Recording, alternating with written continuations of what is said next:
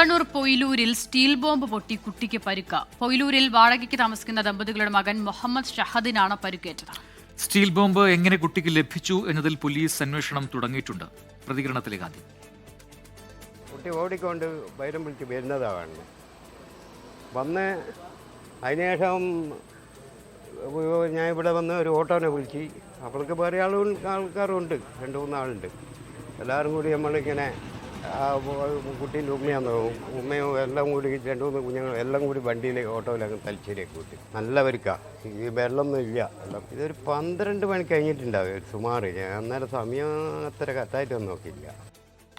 അജീഷ് ജയകുമാർ കണ്ണൂരിൽ നിന്ന് ചേർന്ന് കൂടുതൽ വിവരങ്ങളുമായി. അജീഷ്, പൊയിലൂരിലാണ് ഈ സംഭവം ഉണ്ടായത്. കുട്ടിക്ക് ഗുരുതരമായി പരിക്കേറ്റിട്ടുണ്ട് എന്നാണ് ഈ പ്രതികരണത്തിൽ നിന്ന് മനസ്സിലാക്കാൻ കഴിയുന്നത്.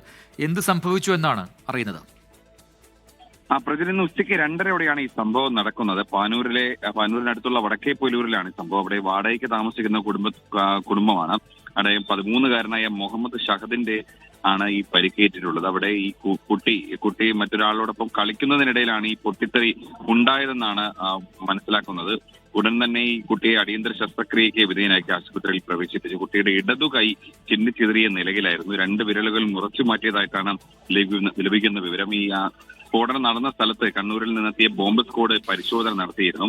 ഈ ഫോറൻസിക് സംഘം നാളെ ഇവിടെ എത്തി വിദഗ്ധ പരിശോധന നടത്തും. പൊട്ടിയത് സ്റ്റീൽ ബോംബ് ആണെന്നായിരുന്നു ലഭിച്ച ആദ്യ പ്രാഥമികമായിട്ടുള്ള നിഗമനം. എന്നാൽ സമൂസ പോലൊരെന്തോ വസ്തു ഉപയോഗിച്ച് കളിച്ചപ്പോഴാണ് പൊട്ടിത്തെറി ഉണ്ടായതെന്നാണ് രക്ഷിതാക്കൾ പോലീസിന് നൽകിയിട്ടുള്ള മൊഴി. നാളെ ഈ ഫോറൻസിക് സംഘത്തിന്റെ പരിശോധനയിൽ മാത്രമാകും കൂടുതൽ വ്യക്തത വരികയുള്ളൂ. എന്തുതരം സ്ഫോടക വസ്തുവാണ് പൊട്ടിത്തെറിച്ചത് എന്നത് വ്യക്തമാവുകയുള്ളൂ. നിലവിൽ കുളവല്ലൂർ പോലീസ് കേസെടുത്തിട്ടുണ്ട്. തീവ്ര പരിചരണ വിഭാഗത്തിലാണ് ഇപ്പോൾ കുട്ടി കഴിയുന്നത്. തലശ്ശേരി ഇന്ദിരാഗാന്ധി ആശുപത്രിയിലാണ്. 13-കാരന്റെ ബോധം വന്നതിന് ശേഷം 13-കാരന്റെ മൊഴിയും പോലീസ് നാളെ രേഖപ്പെടുത്തിയേക്കും. ശരി, അജീഷ് ജയകുമാറാണ് കണ്ണൂരിൽ നിന്ന് വിശദാംശങ്ങൾ നൽകിയത്.